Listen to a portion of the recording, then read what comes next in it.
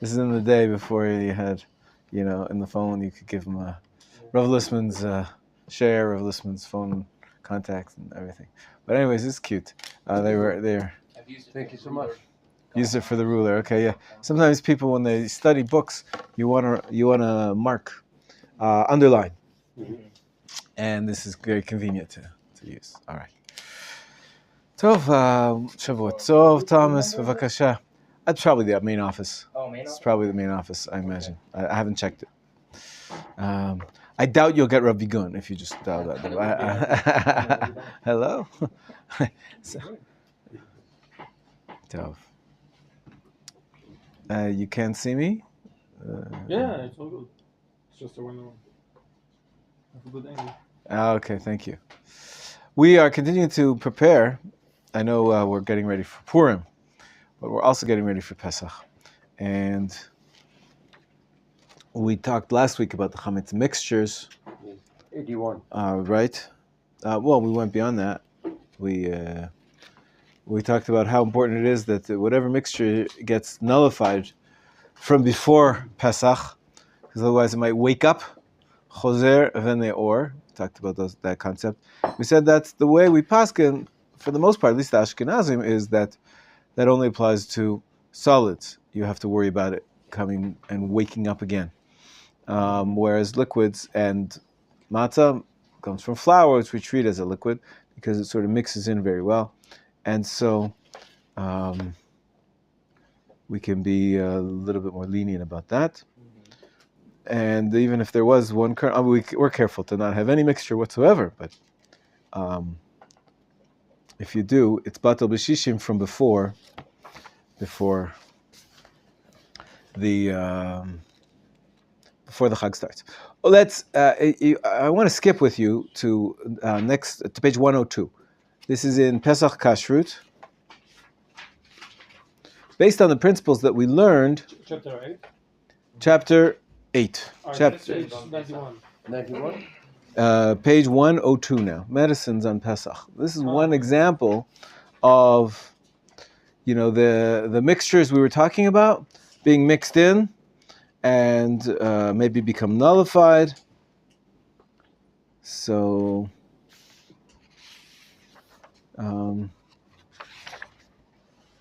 there's a few examples here of the principles we were learning about what happens when there might be a little bit of chametz in it or not. Wondering if we should really skip to page 102 or start from the beginning of the chapter. It is Sunday, beginning of the week. Maybe we'll start from the beginning of the chapter after all and let Rav Melamed show us, at the end, on page 107, the last page of the chapter, there's a conclusion. The conclusion remarks where he gets into 4 basic types of products. So maybe we'll start from the beginning and probably, because we'll be skipping over things that he adds. Yeah, I see there's some pretty interesting topics. Right, so let's start with page 91. Beginning of chapter 8, page 91. Okay, chapter 8. Matzah Ashira. Arya, why don't you start us off today? Matzah Ashira, egg matzah. Literally, the word ashir means Egg. Nope.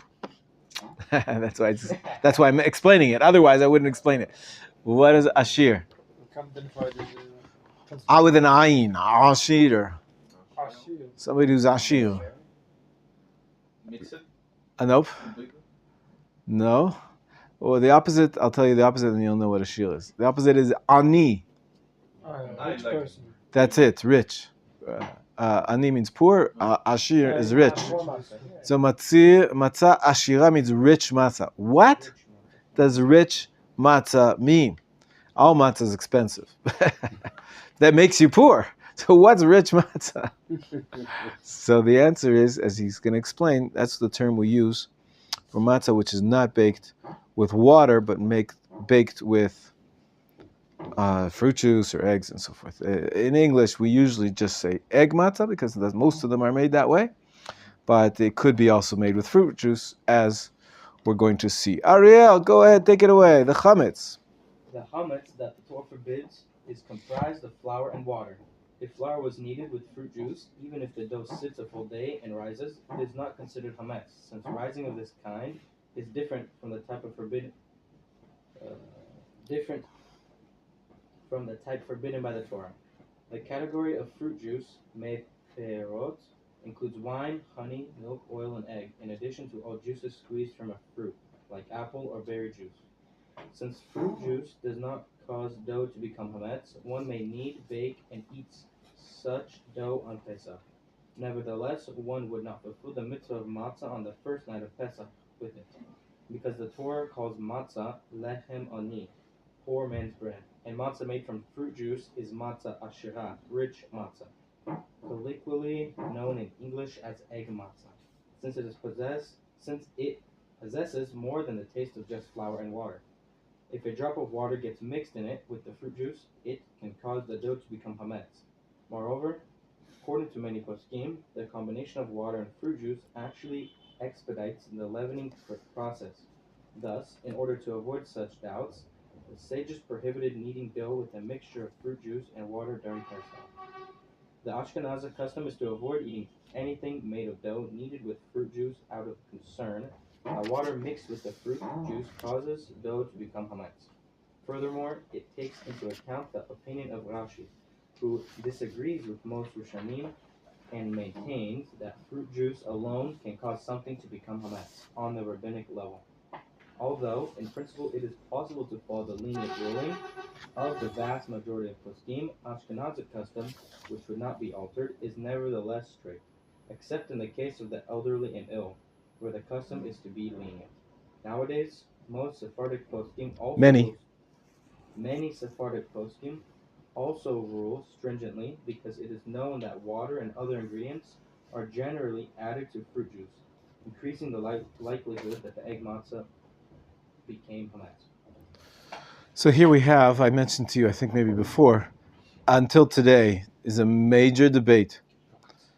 When you go to the supermarkets, according to most poskim, I would say, Rav Mordechai Eliyahu, he was very against these cookies. I think they're called paposhado. That's the name.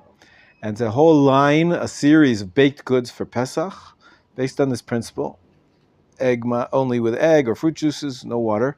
And it was founded by, I guess, the sons of Rav Ovadia Yosef, and they developed a whole line of products based on this heter that you can make kosher the Pesach, with flour, as long as you use fruit juice. And it's essentially matzah ashira. It's a matter of debate amongst the poskim. The Ashkenazi custom not to have matzah ashira unless you're sick. Old people have a hard time digesting the regular matzah. Egg matzah is softer. It's easier to digest. And so if you were elderly, or if you had an elderly parent, you would buy some special egg matzah so that they could have it. But nobody else would eat it because that's a custom to be machmir. But when it came to these cookies, of course, Rav Ovadia is Sephardi, and he says we're Sephardi. We don't have to be machmir like the Ashkenazi chomra. And many Sephardi poskim were angry at him. And Rav Eliyahu famously opposed Rav Ovadia, which is quite a brave thing to do in the rabbinic world. Rav Ovadia was a very, very central posek, and he had a lot of weight in the community and stature. But he said it's too dangerous. I think I mentioned to you the other day. Maybe you're cleaning the machinery in between the fruit juice. You have 1 drop of water, and the halacha is clear. If you add 1 drop of water, the fruit juice maybe can cause it to become chametz even faster than 18 minutes. And so he said all this stuff is chametz. We have to worry that it might be totally forbidden, and you're playing with fire. And so he forbids all that stuff. Every year it's a problem because the students of Rav Ovadia and the sons of Rav Ovadia, it's also a big business, and they believe it's kosher. Listen, Rav Ovadia says kosher. It is the matzah shira cannot, according to the Gemara already. If there's no water in it, it will not rise. It's not, whatever it does rise, but it's not considered chametz. And so whatever, if you follow Rav Ovadia, you can follow this, buy those cookies. But if you don't, if you're not a Rav Ovadia only man, I would stay away. This is what he says, especially if you're Ashkenazi. The Ashkenazi custom is only if you're sick do you have matzah ashira. Okay, so we're gonna have lots of different types of matzah. This is the first one we've defined, where it's essentially forbidden, except if you're sick or ill, or if you're a Rav Ovadia fan. Okay, but it's a leniency that matzah shira, and there's lots of cakes and cookies that are based on that. Okay, all right. So that's number one. Okay, number two. Ravid, will you read for us a little, please? Top of page 93. Once matzah has been completely baked, the flour in it loses the capacity to become chametz, even if it is soaked in water for a long time. An indication that the matzah is fully baked is that a crust has formed on its surface and that it breaks thinly, with no threads of unbaked dough extending from it. Thus, it is permitted to soak matzah in soup, and an elderly or sick person who cannot eat dry matzah on the Seder night may soften matzah by soaking it in water. Likewise, if the matzah was ground into flour, it is permitted to knead it with water. One need to worry about it becoming chametz because, as mentioned, once it has been thoroughly baked, it cannot. Therefore, one may bake cakes from the 5 spices of grain during Pesach, or cook various dishes, such as gefilte fish and matzah balls that contain matzah meal. Yet there are some who avoid soaking fully baked matzah in water, lest some of the flour was not kneaded properly and remained unbaked, and soaking the matzah will cause the unbaked dough to become chametz. They likewise fear that some flour may have stuck to the matzah after the baking process, and if the matzah is soaked in water, this flour will become chametz. There is yet another reason to be strict about matzah meal. An unlearned person might confuse matzah meal with real flour and end up violating the prohibition of chametz on Pesach.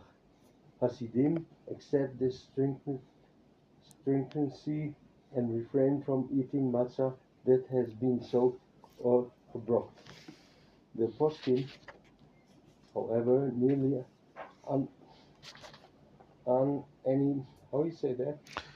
The poskim, however, unanimously agree that one need not be strengthened, since it can be assumed that the kneading was thorough, leaving no flour unneeded or unbaked. This is the custom of Sephardic and no Hasidic Ashkenazi Jews. Today, even some Hasidic Jews are lenient because due to the popular practice of baking thin matzot, there is no longer any concern that some of the flour was not properly baked. Likewise, there is no concern that flour may have gotten stuck to the matzah, since matzah bakeries are careful to separate the area where flour is handled from the area where the matzah comes out of the oven. Mishnah Berurah states, although in principle there is no reason for concern about this, and it is permitted to eat soaked matzah, one should not mock conscientious people who chose to be stringent. Okay, so this is a second type of matzah called matzah shruya. If you go back to the title, that's what it was called in the title, it was sort of, or gebroks in Yiddish. And we mentioned this before. There cannot be no more classic Pesach food than matzah balls. Matzah balls in your chicken soup, right? And believe it or not, the custom in many homes, my own included, not to have matzah balls on Pesach. At least part of the Pesach. Well, I'll talk about my family custom in just a minute. But the idea is, clearly not everybody holds that way, because otherwise it wouldn't become the most classic food. Matzah balls, what's it made from? It's made from matzah meal. That means it's matzah that's been baked into, it's flour that's been baked into matzah, and then crumbled up. And our halacha is very clear that that can no longer cause any leavening. So you could make all sorts of cakes. We mentioned the other day, they're called matzah shruya, means soaked. But it's matzah that was soaked. So can you take your matzah and put another delicious thing, and maybe you've practiced this before, you take matzah and you put butter on top, right? Matzah, butter, and salt. Oh, it's delicious. Wow. But according to the custom of the Hasidic Jews and some others, you don't do that, because you're going to get the matzah wet with the butter, and that will be soaking the matzah. And maybe there's some leftover flour there, or maybe there's something unbaked. As a matter of fact, I think the Chabad, the Lubavitch Hasidim, are very careful about that. They don't let you put anything together with your matzah. You won't even put your salad near your matzah. They eat their matzah totally separate from any other liquid, just in case it will become soaked and become touched by water, and then maybe there's a danger that it'll become leavened. Most Jews, We learned before, sorry. Yeah, go ahead. That once the matzah is baked, it cannot become... Precisely. That's why most communities don't accept that chumrah, stringency. Maybe there's something, there's a custom. There's a custom that we don't eat that, so you can't dip your matzah into the soup, according to that. What about on a Seder night? Don't you make like the sandwich and you dip the thing in the... Good question. That's right. That's right. According to them, it's quite a problem. You're right. What do? They have to make sure that, I don't know, I have to ask a Chabadnik. But you're right, you're making matzah wet right there. And when you make that sandwich with the maror in it, I don't know, make sure that your lettuce is very dry if you're using lettuce, or make sure that the chrein doesn't have any liquid left in it. But and eat it very quickly before it has a chance to get leavened in any way. No, that's okay. But anyways, this is a major divide, unfortunately, because many Jews came from Poland and Hungary and Russia, where the Hasidic world became very popular, the Hasidic approach, and a lot of Ashkenazi Jews keep this stringency. They don't eat matzah shruya or gebroks. They don't eat it for the entire Pesach, and so you'll have hotels who advertise, "We are kosher lePesach, non-gebrokt." Lelo shruya, a restaurant. You go into the restaurant, some will say, it's just kosher for Pesach. Some will say, kosher for Pesach, and we don't use any matzah meal. You won't get any matzah balls in your soup if you go to those restaurants or hotels.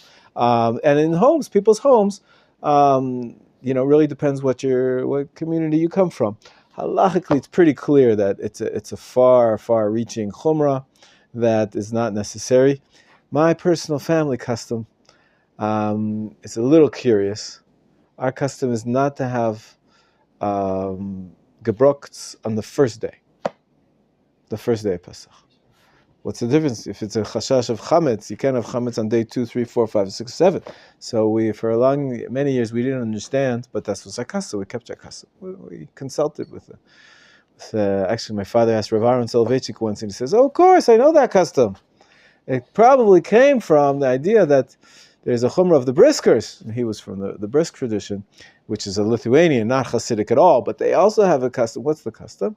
That on the first night of the Pesach, that's when there is a mitzvah to eat the matzah, you don't mix it with anything, because matzah is, right, that you want to have the taste of the actual mitzvah of matzah, which is pure matzah.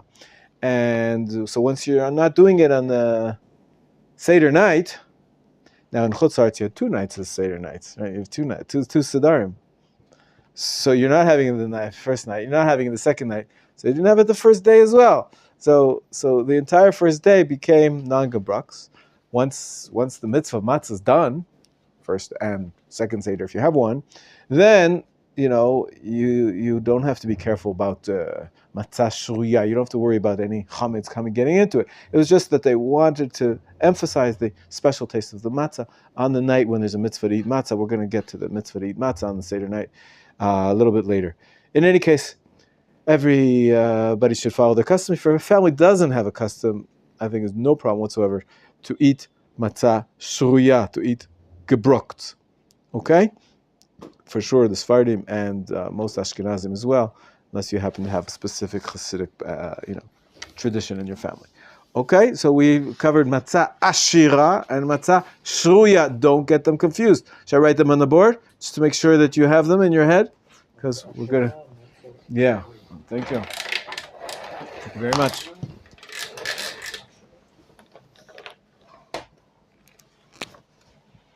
Number 1, matzah ashira.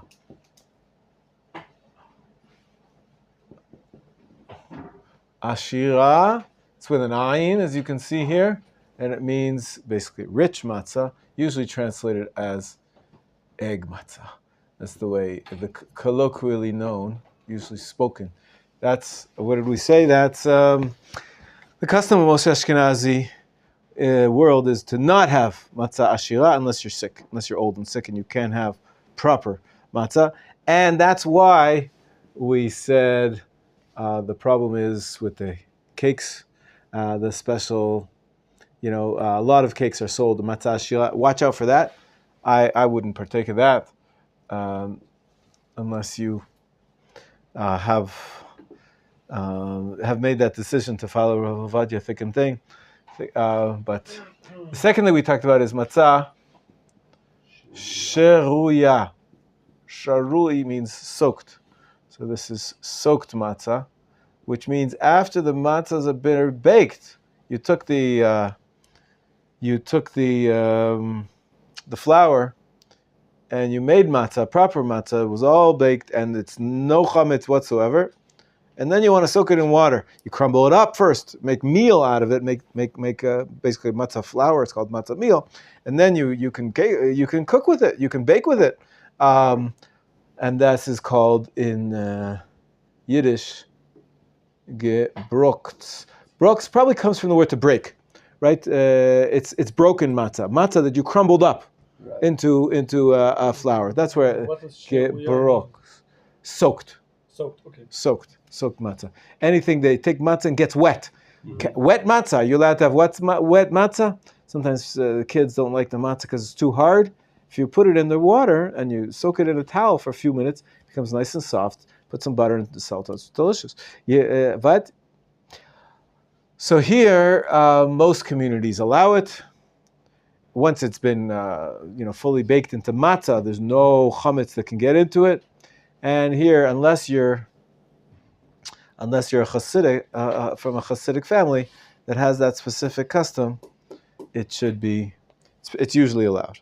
Okay, but there, some families have their family custom. Okay, so far so good.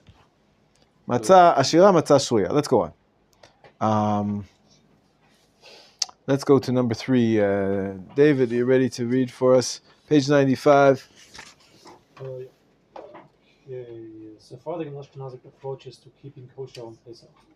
In general, there are 2 fundamental approaches to kashrut on Pesach. According to most poskim, the laws of Hametz on Pesach are no different than the laws of all other forbidden foods, with one exception. All other forbidden foods are batel b'shishim, rendered insignificant when constituting less than 1/60th of the volume of a mixture, whereas Hametz is not. However, all other laws of mixture apply to Hametz and Pesach. Therefore, when there is no halachic reason to suspect that the food mixture has absorbed the taste of Hametz, it is kosher for Pesach. Likewise, where an individual posek is stringent and the great majority of poskim are lenient, halacha follows the lenient opinion.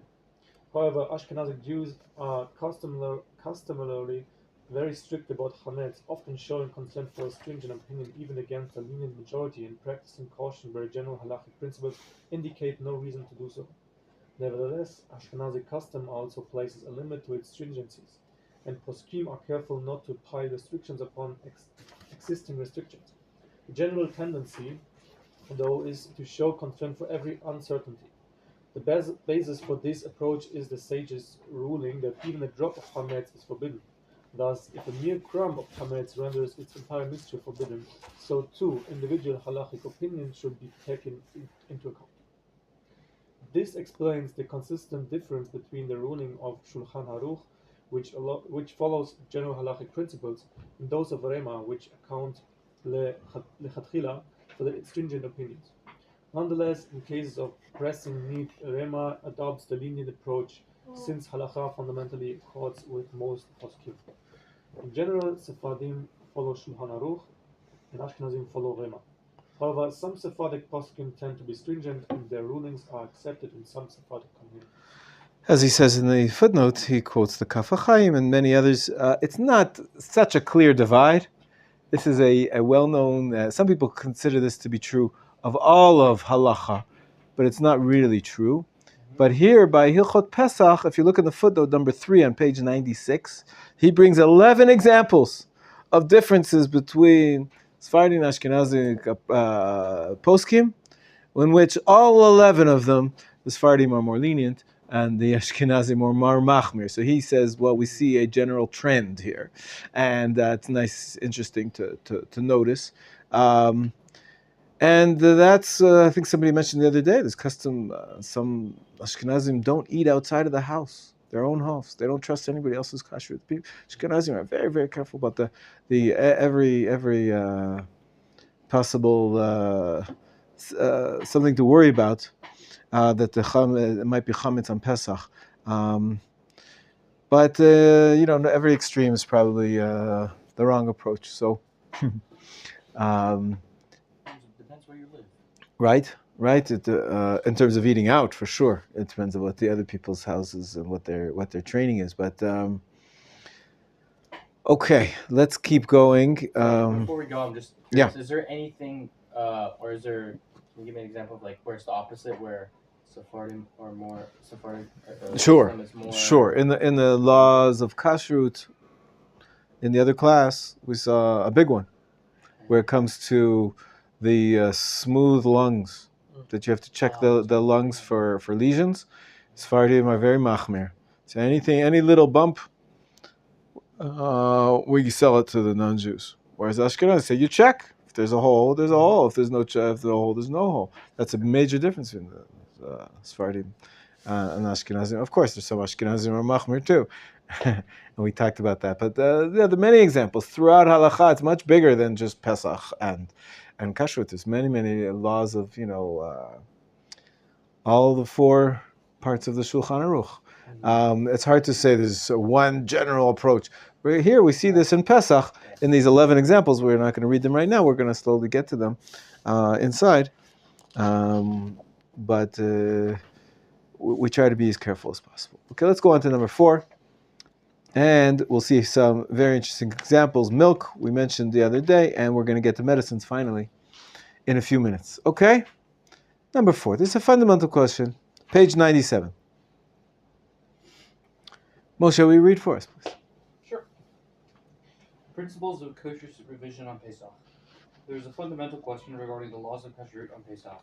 What is the status of foods that are not normally made with chametz all year round? Are they kosher for Pesach as they are without any special supervision, or must we consider the possibility that they were somehow mixed with chametz and should not be eaten on Pesach? According to Shulchan Aruch, as long as there is no real concern that some chametz fell into this food, or that it has absorbed the taste of chametz by being cooked in a pot in which chametz was cooked recently, there is no need to suspect that the food contains chametz. However, Rema writes that Ashkenazi custom is preferably to avoid eating specific products without special supervision for Pesach. This is because chametz is used throughout the year, and we are not generally cautious about it, so we suspect that some of it may have fallen unnoticed into these particular foods. We are also concerned that the foods may have been unwittingly cooked in chametz pots. In practice, all kashrut organizations today tend to follow the stringent ruling of Rema and do not certify foods for Pesach unless due caution to avoid chametz was exercised during the food's preparation. Perhaps this is the way one must act today, even according to Shulchan Aruch, because all industrially produced foods contain a variety of ingredients, and there is concern that one of them is not kosher for Pesach.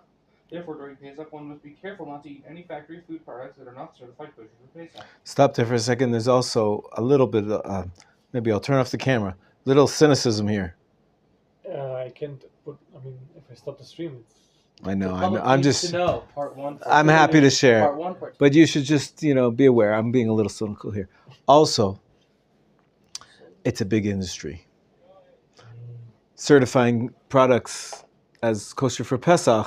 Oh, the tissues and the toilet paper. And There's a lot of money involved, and people want. They're trained to. You only eat products that say on Pesach that only say kosher for Pesach on them, and so even the Sephardim began to follow the Ashkenazi practice, and the truth is, it's wise nowadays because of the industrial food industry. It's so complicated. There's so many additives and preservatives and chemicals of various kinds, and some are weight based and some are grain based, and then we're worried about maybe the factory worker on the conveyor belt was eating a sandwich for lunch, and some crumbs fell in. There's just so many concerns that it's always the bottom line is, it says here, during Pesach, one must be careful not to eat any factory food products that are not certified kosher for Pesach. As a matter of fact, now it doesn't mean that all the ones that don't say kosher to Pesach are not kosher to Pesach. For example, I'll give you an example. Okay, I have a can of pickles at my home. Doesn't say kosher to Pesach on it. This is kosher. So what do I do with it? So what I do is, the chances that there's any chametz in there is like next to none. So I put it in the back, I put it with my stuff that I sell, or it's a way where I'm not going to reach it, and I buy a new can of pickles that says kosher Pesach on it, just to be certain that this one, that's the custom. That just to be certain. I don't try not to eat anything that doesn't say kosher Pesach on it, even though the chances are it's really, there's no chametz on it. So we buy a new package. You don't have to throw out the old package. You don't really even have to sell the old package. But just to be safe, you put it away and you buy a new package. We're going to see a few other examples besides pickles. But a package of tea. You buy Lipton tea. So you're going to see coming out before Pesach, new packaging with, say, kosher Pesach on it. What's the difference between that tea and this tea? It's tea leaves that were dried in a plant, and they don't put in any additives. They're more Machmir about making sure everything was clean. Absolutely, the supervision of the surrounding environment, and as I said, it can be significant in some contexts. And so it's a good rule of thumb. So you don't use products unless it says kosher Pesach on them. All right, you understand now what he's talking about? Yeah. Supply, there's a demand.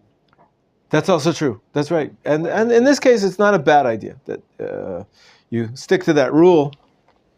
Don't think anything that doesn't say kosher Pesach is not kosher Pesach, but you should try to get everything with supervision on it. Yes, Rabbi. When it's written it's kosher for Pesach, you can trust that always?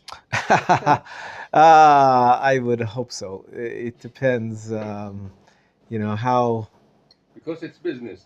That's true. It's true. How common are the cheaters? And there are rules. There are laws in the country where you can't write kosher if it's not kosher. There's rules, but rules can be broken. There's always people that could trick you and cheat, and whatever. That's a big organized community. You can assume that they would get caught if they were just writing on kosher Pesach when it's not really. Now, if you see a package of crackers, it says wheat and flour and water, you start scratching your head. It says, how can that be kosher Pesach? You're right. Once I bought a bottle. Maybe if it says matzah meal, then it says matzah meal. Then that's fine. But once I bought 2 bottles of wine. Yes. Exactly the same wine. Yes. The same year. Yes. One was written kosher for Pesach and the other not. So interesting. What's the difference? Yes. Good question. I think that what they do is they'll do some special production runs in the weeks leading up to the demand for Pesach goods. Maybe. They'll do a special production run. They make sure they bring in experts. They supervise, make sure everything's clean, even more clean than it normally is. Just From the worker's sandwich for lunch or whatever it is. Yeah. No, Yeah, no, 100%. they would say Right. they would tell their workers to, or probably tell their workers to not eat chametz, or if they did it, they have to clean their face. Right. Of course, yes. But the truth is, it's quite rare what you're describing regarding wine. Most wineries, kosher wineries, are kosher LePesach the entire year because of that. Mm-hmm. Because wine is a product that stays on your shelf for months. It could be years around. So most wineries are kosher Pesach the whole year, and it's not hard to be that clean. Yeah, extra. Just have a separate dining room and wash your hands before you come back to handle the wine. But anyways, it can happen. The same product, one says kosher Pesach, like the extra supervision to make sure. Tov, okay, let's keep going. Moshe, I stopped you in the middle. Sorry. I do. Can I ask you one? Yeah, shoot. So with wine, I'm sure it's common for people to store wine, on the floor in the back of their pantries because it's. If it's nice corked and cool and sealed, there's no problem. Is it problematic of crumbs falling on the wine? I don't think so. If it's sealed, no crumbs are going to get in. Yeah. Okay. Okay. Finish it off. Bottom page 97. In practice. But after that, where the facts. Where the facts of a case are not in doubt, there are still often practical differences between the rulings of Shulchan Aruch and Rema. Although fundamentally the law accords with Shulchan Aruch, the tendency today is to be stringent so that foods will be kosher for all communities. This is the appropriate practice when it is not overly difficult to be stringent. However, when stringency causes significant loss, there is room to support those who follow Shulchan Aruch. All right, that's milk. Yes. All right, David, take it away. No, okay. Milk from an animal that ate chametz. On one issue that the foremost Achronim dealt with is the status of milk which came from a cow that ate chametz. Clearly, the milk itself does not contain chametz, for it was digested and completely transformed to the point that it is no longer considered chametz at all. However, the cow was able to produce milk by virtue of the chametz, and since it is forbidden to derive benefit from chametz, perhaps it is forbidden to benefit from the milk produced by the virtue of chametz. So the problem is not eating chametz. The problem is benefiting from chametz. We said, right, there's two prohibitions of chametz, that you're not even allowed to derive any benefit from it. Mm-hmm. And here, if the cow is able to produce the milk because of its food, so you're deriving, and the food is chametz, you're deriving a benefit from the chametz. It's not even the milk, no, it's the whole cow. Right. Slaughter and eat it. Right, true. We'll talk about the meat as well. Maybe the meat also has to be before slaughter. Maybe it has to be refraining from chametz. Hang on. You have Goyish employees. So Ahmed and Mustafa are eating pita with hummus for lunch on their break at your office on Pesach. We spoke about it another day. Did we? Yeah, that we talked about. Can you bring chametz into the hospital? Can you? So if a goy brings chametz and it remains their own, it doesn't affect you. That's not my question. My question is, so because of what? Oh, you benefit from that. They're able to work. So I hear. You're benefiting from. Right. I hear. Okay. It really can get pretty extensive. Yeah. Good question. Go ahead. So the poskim agree. Poskim agree that milk obtained from a cow before the onset. The You hear, Ariel? Before the onset of the prohibition of chametz, is kosher for Pesach because one is allowed to derive benefit from chametz before Pesach. Just as it is permissible to sell chametz before Pesach and use the money to buy food for Pesach. So too, it is permissible to feed the cow chametz before Pesach in order to produce milk that will be consumed on Pesach. The disagreement concerns milk from a Gentile's cow that ate chametz after the onset of the prohibition. Some poskim take a lenient stance, contending that since the chametz prohibition does not apply to the animal of a Gentile, its milk is not considered produced in a forbidden manner. Furthermore, chametz alone does not cause milk to be produced. Rather, it must be combined with other foods and processed by the animal's body. Since the chametz is only one component, it is not prohibited. On the other hand, some poskim rule stringently that as long as chametz is a factor causing the production of the milk is forbidden.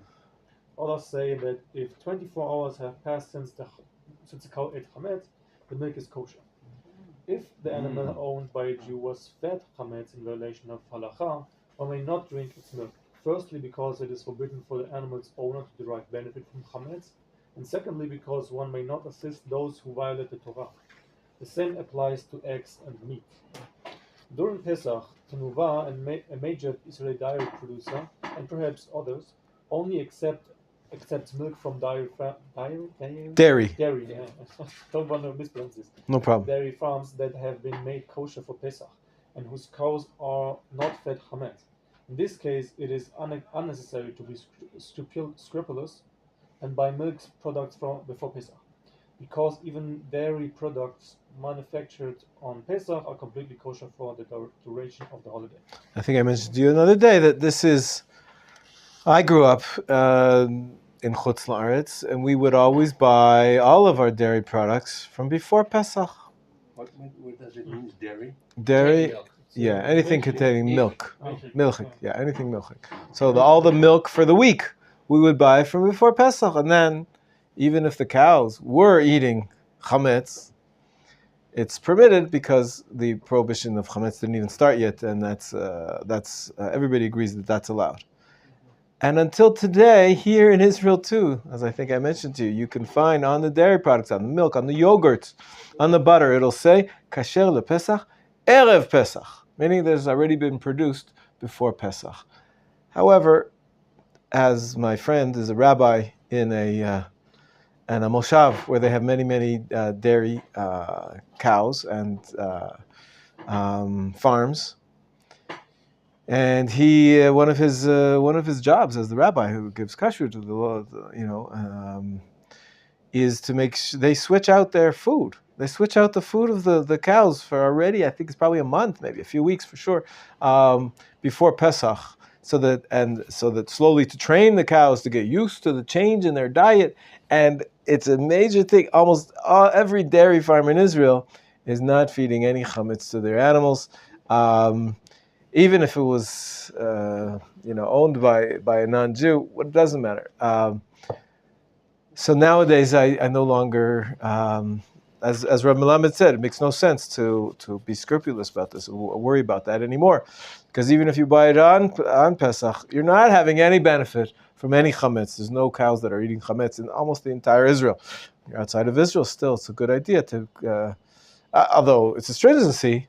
That makes sense why people would buy all their milk products before Pesach for the week. Now we have refrigerators, obviously. It's much easier for us to do that. But today you can go on Pesach, Chol HaMoed, go to the supermarket, buy a fresh yogurt or a fresh milk. You don't have to worry about this any chametz being in it.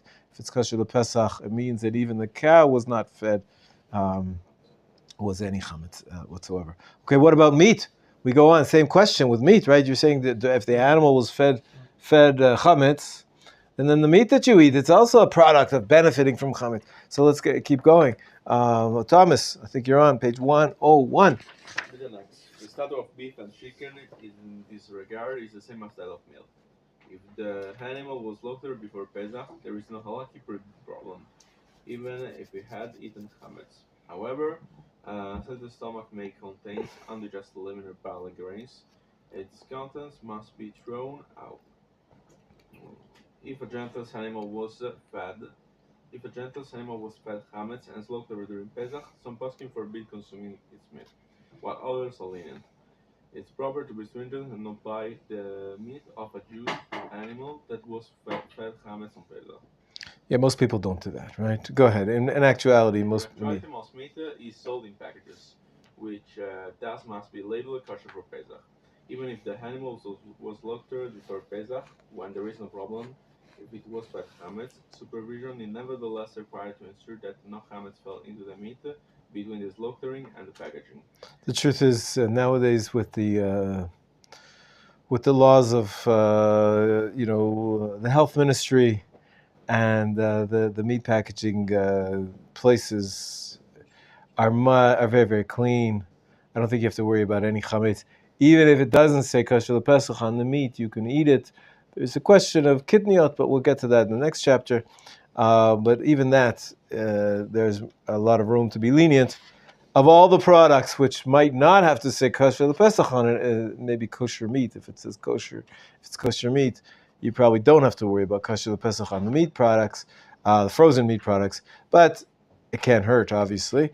The point is, if you're buying it on Pesach already, usually it's not making it to the market, unless you have a private shochet somewhere and you're getting really, really fresh meat. Then you have to start thinking about, okay, did they serve it chametz or not? But again, as I said, most farms which want to get to the kosher market, they're already changing their feed to the animals. So really, this is less of a problem today. The same applies to eggs. Go ahead, Thomas. The same applies to eggs. As long as the eggs were boiled before Pesach, they are entirely kosher for Pesach. That the hens were fed chametz make no difference because it was not prohibited when eaten. The halachic status of an egg that comes from a hen that ate chametz on Pesach depends who the owner is. If the hen belongs to a Gentile, the poskim disagree about the permissibility of the eggs. If the hen belongs to a Jew, even though some poskim are lenient, it's proper to be stringent and refrain from buying such eggs. In practice, there is no supervision on eggs laid during Pesach, so it's best to buy eggs laid before Pesach. I'm actually not sure that's true anymore. I think there is actually supervision on eggs as well, but anyways, you buy up your eggs. On the eggs too, it'll say, believe it or not, on each individual egg, it gets stamped kasher lePesach, erev Pesach. You can actually see it on the egg. And then, because you're trying to be machmir, that maybe the chickens were fed. Even as I said, they probably changed the feed of the chickens too nowadays. But just in case, so you get the eggs from before Pesach. You know what they discovered a couple of years back? Said the ink that they're writing the kosher lePesach on the outside, it might have maybe made from cornstarch or some, which is kidneyot based, and so it become oh no, our kosher lePesach eggs are not kosher lePesach. The kidneyot, right? Only if you're Ashkenazi. So nowadays, I'm sure they fixed that as well, but this was an issue. It's very, very interesting. Okay. That's the next line. Next paragraph. Go ahead. Another problem that has arisen pertains to the merkine stamped on each egg. There was some concern that these markings contain chametz and that a drop of it might fall into Pesach food. However, I heard from Tunua, Rabbi Weinberg, that all eggs brought to market via Israeli Egg Production Council, which doesn't include the black market, are marketed before Pesach with a stamp that contains no chametz. The relevant market is 0 star. Okay, as I said, so they checked this out, they fixed it, there's no problem, and but there was a scare about that a couple years back. Yeah, Rav Zev Weidman is an amazing guy. He lives in Alon Shvut. He was the rabbi now of Alon Shvut, and he was my teacher way back in high school. Yeah, and then I had some courses with him. Okay, what I wanted to get to is medicines. Okay, medicines. Here we have maybe a mix of actual chametz, and that puts into practice everything that we learned about in the principles beforehand. So, without further ado, if you don't have any more questions on eggs or milk products or meat, all of the above, we try to get them all from before Pesach, although really nowadays it's more of a old stringency. But unless you live outside in Chutz La'aretz. In Chutz La'aretz, it's still a real question. Concerning the cow that, for example, the cow that eats chametz during Pesach. So one could argue that even if the cow wouldn't be fed at all during Pesach, she might survive. Yes, but the truth is they feed animals a lot right before they're slaughtered, because it changes the quality of the meat. If they're hydrated and maybe they're fed as well. So it could be you're actually having benefit from that last meal. Besides with what he mentioned, that it could be that they have left over in the stomach a kernel of wheat, which is chametz, and that is something to worry about if you have fresh meat that's from a non-Jew on Pesach, or for an unsupervised farm. As I said, most of us don't have such a short supply chain today. And mostly the meat's all been prepared ahead of time. It's kosher lePesach and nothing to worry about it. But in the day when people lived much closer to the farm, and there's a lot of chametz fed to animals. But sorts we of read grains. Yeah. before, after 24 hours, the chametz is going. That's a leniency. Some people, the benefit that you receive from it is like that's what David was saying, that after 24 hours, whatever they ate 24 hours ago is not going to affect you because you could live for a year, or live for a week without eating. So that's one of your svara is not wrong, but if they ate within 24 hours, so then maybe, like I was saying, that could affect your benefit, your enjoyment of the food. All right. One more thing. Yeah. If it says kosher pesach, does that include like what it's been fed, like we were just talking about before, or does it have to have a special? So if you want to make sure that it includes what we just spoke about, you just say on it kosher lePesach, erev Pesach, erev Pesach, Okay. erev Pesach. That makes sure that even if it was fed chametz. Right.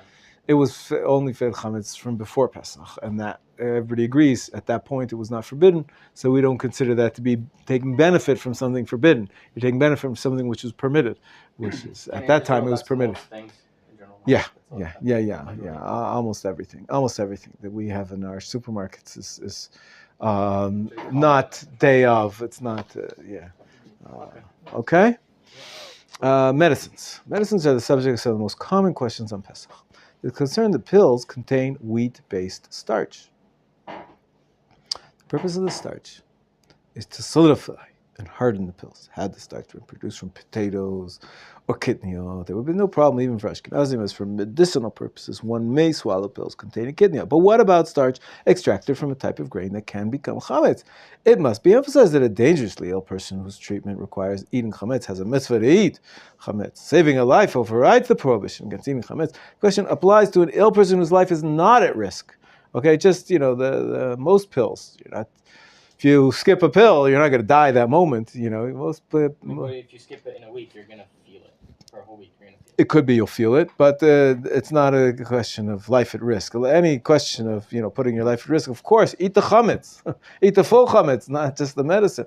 But we're only talking about where most cases you have to. There's no immediate risk to life. Can you eat that medicine? The answer depends on the taste.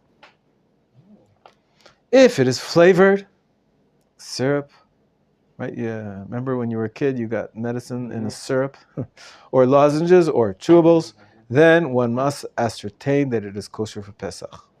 And in the case of doubt, its use is forbidden.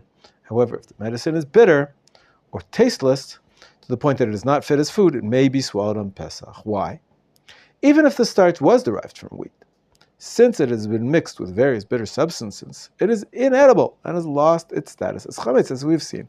Chametz that was rendered unfit for a dog's consumption before Pesach is no longer considered chametz and may be kept on Pesach. The fact that one wants to swallow. Now, this is the problem. Clearly, you could say, well, that whatever chametz was there became spoiled. It's not really edible. So what's the problem? The problem is as follows. The fact that one wants to swallow the medicine, some people say, it's a principle called achshave. It's an Aramaic word, which means, you can see it in the footnote number 9.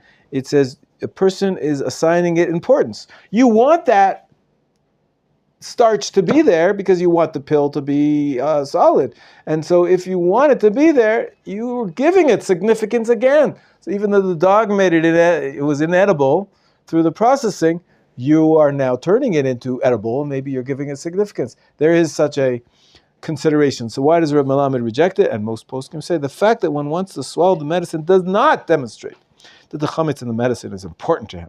Since the medicine, not the chametz, is significant for him, and the chametz itself is bitter and unfit for consumption. The only reason you want it there is to bind it together, not to eat it. The chametz in it is thus batel and not prohibited. And he quotes the Chazon Ish and he goes Moshe. And this is, unfortunately, many people don't know this. And they think, any medicine could have chametz in it. Believe it or not, there are hotlines opened for the week, 2 weeks before Pesach, by the National Health Kupot Cholim, the what's that called? The Kupat Cholim? The clinics and the health insurance agencies, all the different companies that give you health insurance.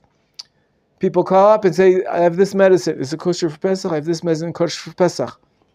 According to what we learn now, if it's a syrup you actually need to have supervision. If it's just pills, they're all kosher. You don't want even if it is based on some wheat starch, it become unfit, it's kosher. So why do people have these hotlines? Ask about their medicines kosher. Top of page 103. Some meticulously observant people try to avoid even bitter medicines that contain chametz. They show concern for the opinion of a few poskim who maintain that the medicine is not considered unfit for animal consumption, since we deem it insignificant, and it is thus rabbinically prohibited. Other poskim permit bitter medicine that contains chametz starch for one who is bedridden, whose entire body is in pain. The rule stringently for one suffering from mild aches and pains. However, most poskim maintain that bitter medicines containing chametz may be taken by any ill person, even only to reduce mild pain, as a prophylactic, or to fortify the body. Practically speaking. So what do? We have two customs. Shavuot. Practically speaking, if one is uncertain whether certain bitter or tasteless medicine contain wheat starch, he may swallow them without ensuring that they are free of wheat starch. As we've seen, most poskim maintain that medicines rendered unfit for animal consumption before Pesach may be consumed during Pesach, even if they are known to contain chametz. Even one who prefers to comply with the stringent opinion on this issue need not be strict if he's uncertain whether the medicine contains chametz. This is especially true nowadays. You can't reach a rabbi, the hotline's closed, and you really need this medicine. You're not sure. When we know that potato and cornstarch are used more widely than wheat starch, thus in practice one may consume bitter or tasteless medicine on Pesach without ascertaining whether they contain chametz. When one knows for certain, now this does happen, I do get these questions, that a particular medicine contains chametz starch, he may choose to rely on the lenient opinion of most poskim, or the stringent minority. He says it's up to you. You choose if you want to be machmir or not. Of course, this only applies if there's no taste. If there's any sweetness to the pill, they add it so it becomes chewable or like a syrup, then that's a major problem, and you try to avoid it. You find out whether it has, chametz starch or just potato starch, which is fine. Okay. Let's see. We're going to finish this chapter tomorrow. I see we don't have time to finish it today. There's all sorts of candies and soaps and cosmetics. We'll discuss that. And tomorrow we're going to cover the major issue of kitniot, which people will start and finish all the laws of Pesach with kitniot. Becomes such a major issue when, luckily, it's only here in chapter 9. To be continued, B'ezrat Hashem, tomorrow. Feel good. Have a great week. We'll continue.